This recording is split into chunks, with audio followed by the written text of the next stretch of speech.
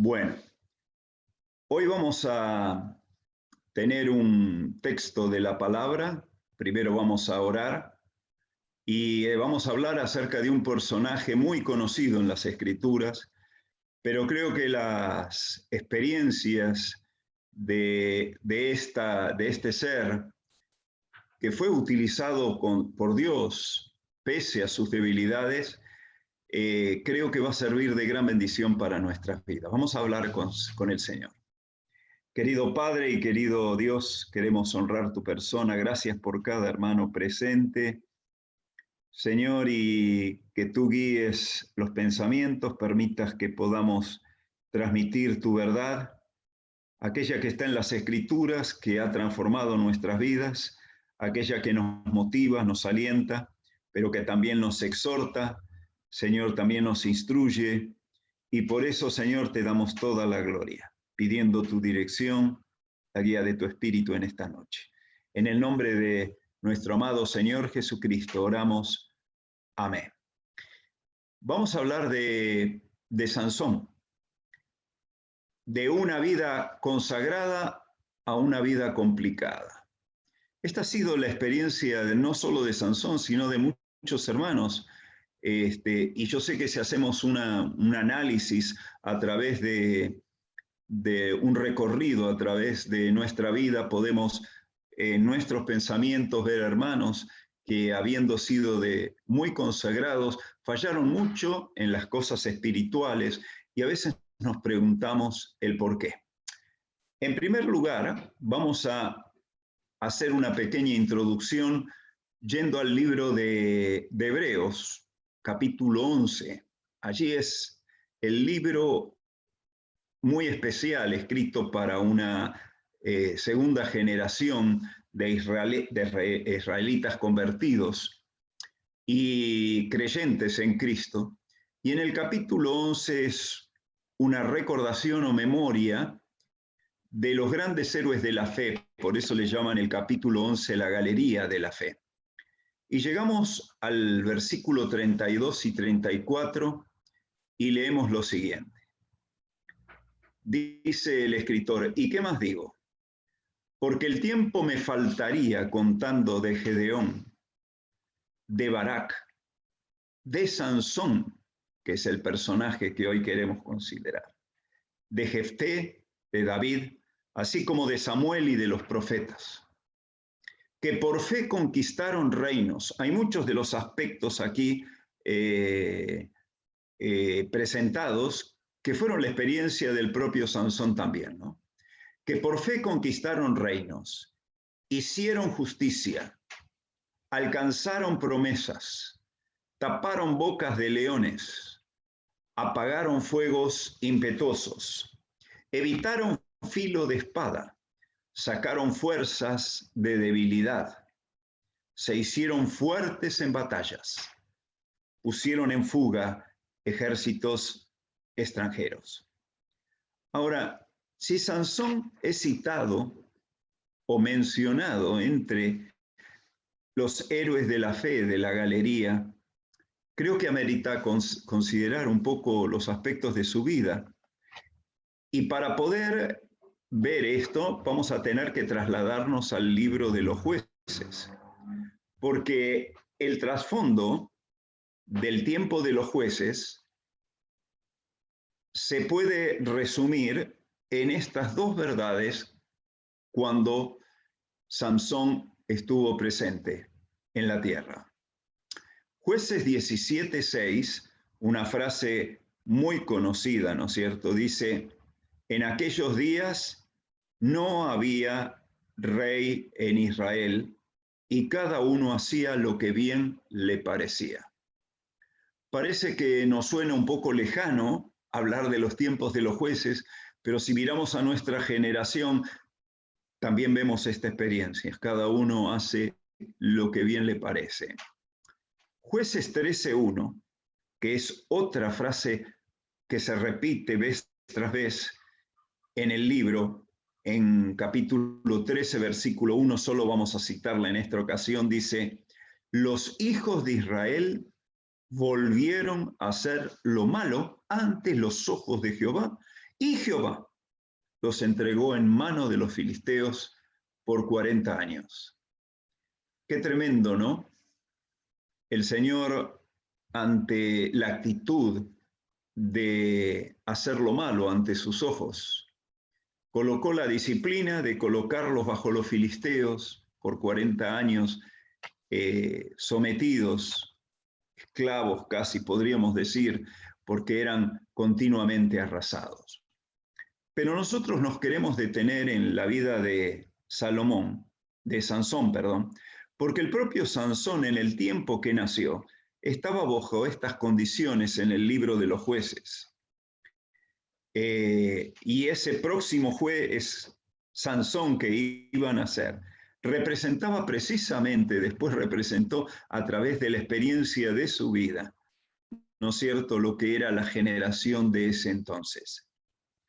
Y personalmente vamos a destacar el contraste que existe entre la fuerza física que él tenía y la gran debilidad que también manifestó a través de sus decisiones equivocadas. El tema lo vamos a desarrollar con 3 puntos. Espero que esto pueda quedar plasmado ahí en sus mentes.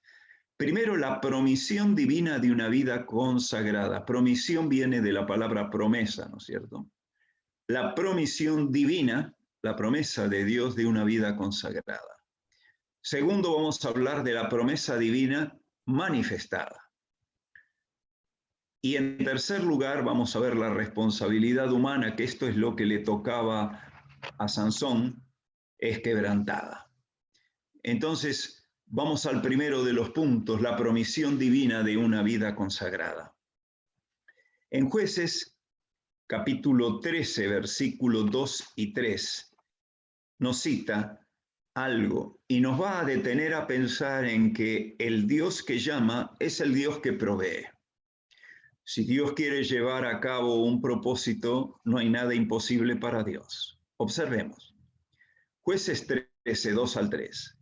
Había un hombre de Sora, de la tribu de Dan, el cual se llamaba Manoa, y su mujer era estéril y nunca había tenido hijos. No es que por algún motivo, un accidente o alguna enfermedad quedó estéril, ella siempre fue estéril. No pudo tener hijos a lo largo de su existencia, hasta este momento.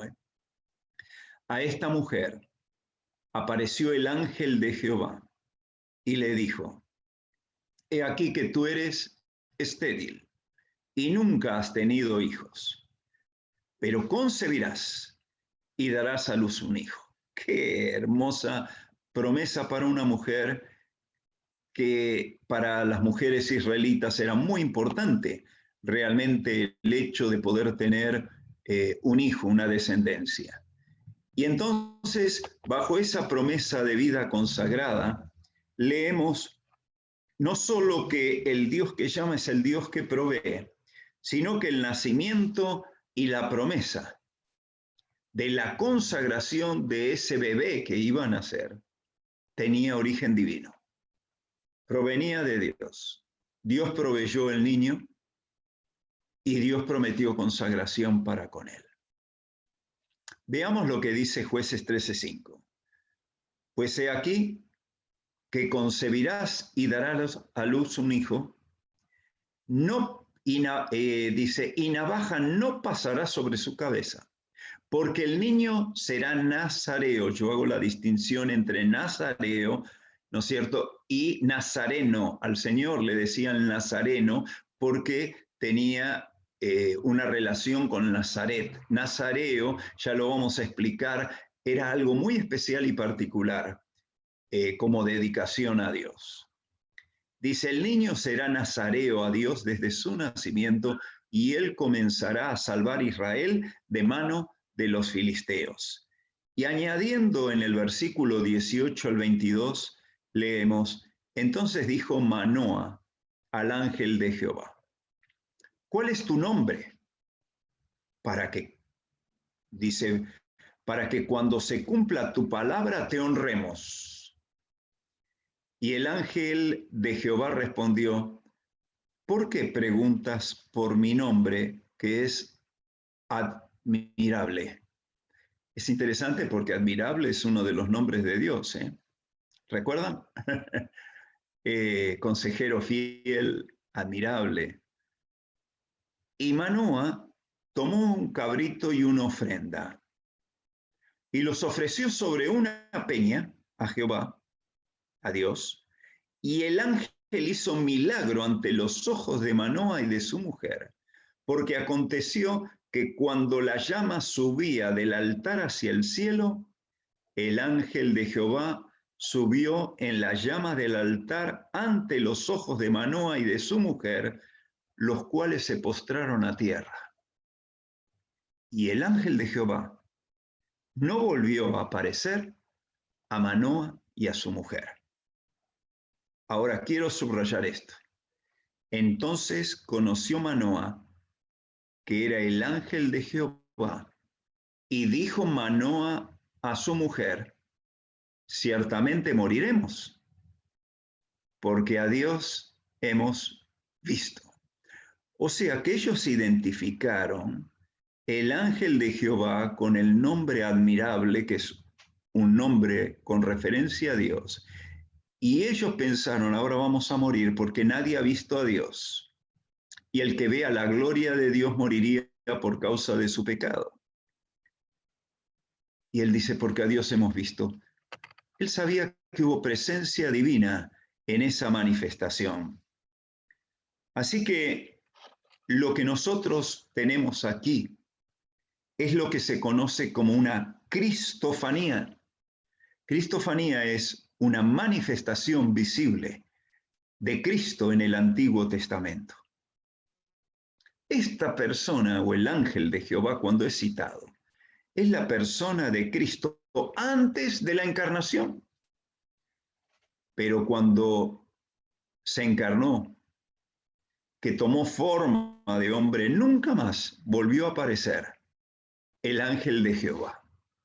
Es interesante hablar acerca del tema, pero solo quería reflexionar en que la promisión divina de una vida consagrada no fue algo que se le ocurrió a Manoa, a su esposa o a Sansón. Esto era algo que surgió del corazón de Dios para con este siervo suyo llamado Sansón. Pero entramos en el segundo punto. La promesa divina es manifestada. Si Dios hizo una promesa, debería cumplirse. Y Dios es un Dios fiel que no deja de cumplir sus promesas en forma específica, clara, para nuestras vidas. Sansón, bajo la bendición de Dios, experimentó la actividad del Espíritu Santo en manifestación. Así que cuando nosotros leemos justamente en Jueces 13:7, dice, y me dijo, he aquí que tú concebirás y darás a luz un hijo, por tanto ahora no bebas vino, ni sidra, ni comas cosa inmunda, porque este niño nazareo a Dios, desde su nacimiento hasta el día de su muerte. Qué interesante, el nazareo era un acto consagratorio en el que justamente estaba relacionado con la cabellera, con el pelo. Y cuando uno hacía el voto de nazareo no se podía cortar el cabello y podía cortar con el voto cuando se cortara el cabello. Pero si quería volver a reiniciarlo, debería otra vez dejarse crecer nuevamente el cabello. Y había varios requisitos o demandas para con el nazareo. En Jueces 13, 24 al 25, dice que la mujer dio a luz un hijo y le puso por nombre Sansón. Y el niño creció y Jehová lo bendijo. Y el Espíritu de Jehová comenzó a manifestarse, por eso hablamos de la promesa divina manifestada, comenzó a manifestarse en él en los campamentos de Dan, entre Sora y Estaol. Qué bárbaro, ¿no? El Dios que llama no solo provee, sino que sus promesas se hacen fieles y Él responde conforme a lo prometido. Así que este pasaje ya lo vimos. Vamos a ir al punto 3. La responsabilidad humana es quebrantada. Acá viene realmente una situación en la vida, de la experiencia de Sansón, de la cual podemos aprender innumerables enseñanzas. La responsabilidad, la violación es el hecho de que cuando sucedió esto, es cuando comienza esta violación de principios, de donde surge una vida de consagración o una vida de complicación en la vida de Sansón. Muchos de los principios escriturales fueron violados. Vamos a ver 3 de ellos en este último punto. El primero es la violación a los principios de filiación. Vamos a explicarlo. Tenía padres fieles, el padre y la madre, lo hemos visto en sus actitudes para con el Señor, en sus ofrendas. Pero después Sansón lo vamos a ver en la violación de los principios de relación. Cuando hablamos de relaciones, de una vida de convivencia con mujeres. Porque él termina casándose con Filistea, con una mujer filistea. Y la violación de los principios de consagración que tenía como requisito establecido para que él pudiera cumplir, tenía que cumplir con fidelidad ese voto de Nazareo que realmente no lo llevó a cabo o no lo cumplió en su plenitud. Vamos a ir al primer punto, la responsabilidad humana es quebrantada. Fieles, padre y madre, y el primer punto de violación, los principios de violación. Nosotros tenemos en Éxodo 20:12 y también en el Nuevo Testamento que debemos honrar al padre y a la madre. Y en Deuteronomio 5:16 también es reiterado. Honrar también implica considerar los consejos o la dirección de los padres para con los hijos.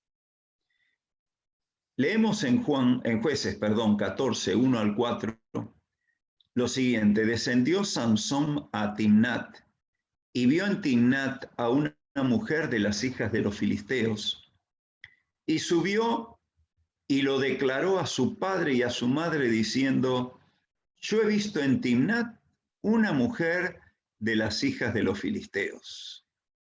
Os ruego que me la toméis por mujer. Fíjense, el padre y la madre en su sabiduría y en su, podríamos llamar, su vida de consagración a Dios, de entrega a Dios, de dedicación, le advierten, porque hay un principio en cuanto a esto. Y su padre y su madre le dijeron: no hay mujer entre las hijas de tus hermanos, ni en todo nuestro pueblo, para que vayas tú a tomar mujer de los filisteos incircuncisos. Y Sansón respondió a su padre: tómame esta por mujer, porque ella me agrada.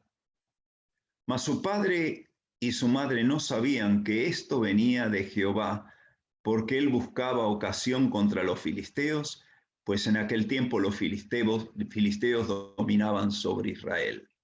Quiero hacer una aclaración. Cuando dice su padre y su madre no sabían que esto venía de Jehová, no es que el Señor quería que él se juntara con una filistea, sino que Dios permitió que esta desobediencia de el propio Sansón terminara en un juicio también sobre los propios filisteos. Ese es el concepto, ¿no es cierto? Dios no se contradice en sus principios. Así que cuando leemos ahí, ¿no es cierto?, en el principio, la violación del principio de filiación con sus padres, y generalmente entramos ahora en un nuevo caso porque él termina gustándole o agradándole una mujer filistea, y entonces llegamos a una violación de los principios de relación. Es aquí donde nosotros leemos lo siguiente. Y su padre y su madre le dijeron, no hay mujer entre las hijas de tus hermanos, ni en todo nuestro pueblo, para que vayas tú a tomar mujer de los filisteos incircuncisos. Y Sansón respondió al padre, tómame esta por mujer, porque ella me agrada. Nos guiamos, hermanos y hermanas, por principios, no por gustos. En el día de hoy estamos bajo una sociedad que se guía por gustos, no por principios. Sabemos que las Escrituras dicen que en el principio, cuando Dios creó, varón y hembra los creó. Y indefectiblemente hay dos sexos, sexo masculino, sexo femenino. Pero hoy hay una innumerable cantidad de sexos que se supone, dice, tienen que ser aceptados. Pero lo interesante es que hay dos aspectos que estamos hablando aquí. Porque si hablamos en el aspecto de sexualidad, científicamente y empíricamente está especificado divinalmente no solo hombre y mujer, sino también científicamente esta verdad. ¿Por qué? Porque en el ADN, en la parte genética, no puede ser evitado la condición de hombre y mujer. Pueden surgir gustos. Puede sentirse el gusto de querer ser parte del lesbianismo o del homosexualismo, pero es gusto. No es una verdad científica, empírica, ni tampoco es lo establecido bajo creación. Aún entre diferentes sexos, como era el caso de Sansón y de Dalila, ¿no es cierto?, la mujer filistea, también Dios estableció principios. Escuchen bien, jóvenes, no os unáis en yugo desigual con los incrédulos. Pero me gusta, pero no es un gusto, es un principio. Nos guiamos por principios, no nos guiamos por gustos. Así que aquí vino la violación del principio de relación. Me agrada, esa es la que me tienes que tomar por esposa. Le importaba lo que él miraba a Sansón y no aquello que era agradable a los ojos de Dios. Rechazó por pasión toda la disuasión de sus padres y no quiso obedecer. Ahora, yo leo en Éxodo 34 del 1 al 3 y también en otro pasaje que veremos después, lo siguiente. Cuando Jehová tu Dios le estaba establecido en la ley para Sansón, cuando Jehová tu Dios te haya introducido en la tierra en la cual entrarás para tomarla, y haya echado delante de ti a muchas naciones, al Eteo, al Gergeseo, al Amorreo, al Cananeo, al Fereceo, al Ebeo y al Jebuseo, 7 naciones mayores y más poderosas que tú. Y Jehová Dios, tu Dios, las haya entregado delante de ti y las hayas derrotado, las destruirás del todo, no harás con ella alianza, ni tendrás de ellas misericordia. Y escuchen esto. Y no emparentarás con ellas, no darás tu hija a su hijo, ni tomarás a su hija para tu hijo. Así que, indudablemente, no solo quebró el principio de filiación en el considerar los consejos del padre de sus padres para honrarles, sino que también los principios de relación para unirse en yugo desigual con alguien que no era. Y lógicamente eso paga feo, paga mal, paga amargamente. me agrada, decía él, su gusto. Pero por último, una violación a los principios de consagración. Y acá quiero detenerme un poquito, porque en su fidelidad él era nazareo. Número 6:1 dice, habló Jehová a Moisés, diciendo, habla a los hijos de Israel y diles, el hombre o la mujer que se apartare haciendo voto de nazareo, esto fue lo que Sansón adoptó, para dedicarse a Jehová, escuchen bien, se abstendrá de vino, de sidra, no beberá vinagre de vino, ni vinagre de sidra, ni beberá ningún licor de uvas, ni tampoco comerá uvas frescas ni secas. Todo el tiempo de nazareo, de todo lo que se hace de la vid, desde los granillos hasta el ollejo, no comerá. O sea, tenía que haber una abstención de vinculación alcohólica y de todos los productos afines que tenían que ver con el fruto de la vid. ¿Dónde comienza justamente el problema de una vida complicada en lugar de una vida consagrada? Porque Sansón se encontró en el lugar equivocado, decimos. En Jueces, capítulo 14:10, literalmente dice que él hizo una gran fiesta que comprendía un banquete de borrachera. Y si bien, como nazareo, Sansón tenía que cumplir con estas leyes de no beber, y si bien las escrituras en ningún momento nos manifiestan de que Sansón bebió alguna bebida alcohólica o fermentada, estar en el lugar equivocado fue el motivo de tentación que posteriormente lo incitó al pecado. Así que abstención de vinculación alcohólica, ¿no es cierto? Violación a los principios de consagración. Tenemos después la separación por identificación simbólica, la cabellera. Vaya si la escritura no era clara cuando dice, porque la consagración de su Dios tiene sobre su cabeza.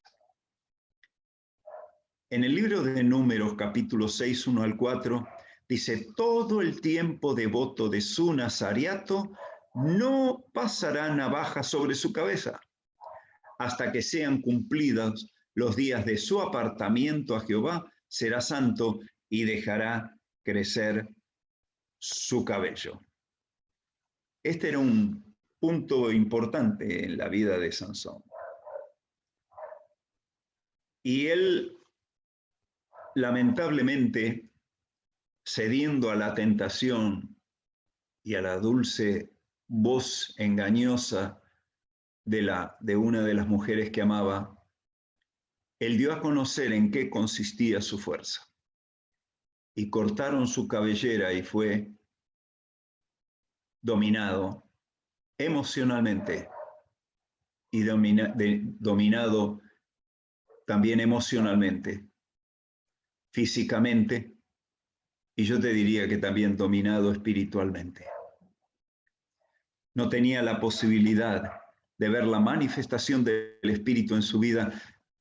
Querido hermano, querida hermana, joven, adolescente, cuando tú violas los principios de la palabra de Dios, te verás realmente afectado. Y esto fue la experiencia de Sansón, ¿no es cierto? Pero hay un principio más de violación. Yo le llamé prohibición de contaminación cadavérica. No podían tocar los cuerpos muertos. Estaba escrito en Números 6, 6 al 8, que para el nazareo, todo el tiempo que se aparte para Jehová, no se acercará, dice en la Reina Valera, a persona muerta, ni aun por su padre, ni por su madre, ni por su hermano, ni por su hermana. Podrá contaminarse cuando muera, porque la consagración de su Dios tiene sobre su cabeza. Todo el tiempo de su nazariato será santo para Jehová. Es cierto que ahí en la Reina Valera dice persona muerta, pero la palabra original del hebreo es nefesh y significa el cuerpo de una persona o de un animal. En este caso, no podía tocar ningún animal muerto. Ahora, tenemos dos experiencias en la vida de Sansón donde violó este principio. El principio, lógicamente, ustedes lo recordarán porque su madre y su padre lo estaban acompañando allí a las viñas de Timnat, dicen Jueces 14:5, para obtener a la novia que él había solicitado. Y mientras iban, un león ataca. Y Sansón se enfrenta al león y lo mata. Posteriormente, cuando él regresa al cuerpo del león, las abejas habían hecho miel en aquel cuerpo muerto. Y él toma del panal de miel y come de la miel del cuerpo del león. Y no solo comió, sino que después le llevó a sus padres. Y es bien clara la escritura que no se podía acercar a un cuerpo muerto, y parecería que Sansón sabía que había hecho algo equivocado, porque cuando él se presentó ante sus padres con la miel, no les descubrió que había tomado aquella miel del cuerpo del león, dice Jueces 14:9. Así que muy probablemente él lo ocultó porque sabía que él no podía contaminarse. También un día tomó una quijada de un animal muerto con el que derrotó a muchos filisteos. Él no podía tomar eso. Los hubiera derrotado con quijada o sin quijada. Pero él violó. Hubo violación. Más, ¿cómo habrá quedado en su mente grabado del león? Salió la miel. Que de ahí construyó un enigma para hacer una competencia con los filisteos. El enigma era que tenían que averiguar este enigma. Del devorador salió comida. Sabía perfectamente que no iban a poder adivinar a quién se le va a ocurrir que miel puede salir del cuerpo de un león muerto. Este era un enigma realmente muy inteligente, ¿eh? Sansón mostró que aunque era débil emocionalmente, no era débil intelectualmente. Y un gran predicador, Charles Spurgeon, hablando acerca de esto, dijo: Sansón en sí mismo era un enigma a él. Él no solamente era un hacedor de enigmas, pero él era en sí mismo un enigma muy difícil de explicar. ¿Cómo puede ser que un hombre dotado de esa capacidad de fuerza para poder juzgar a Israel pudiera violar tantos principios de la palabra de Dios? La vida de Sansón fue una vida contradictoria. Y nos preguntamos, ¿cómo es posible que esté en la galería de los hombres de la fe? ¿Sabes qué sucede, querido hermano? Que las escrituras nunca ocultan la debilidad de los hombres, la debilidad humana. Algunos nos equivocamos porque pensamos que un hombre de fe debe obediencia absoluta, si no, no sería un hombre de fe. Pero, ¿sabes? En el capítulo 11 de Hebreos nos cita Moisés en la galería de la fe.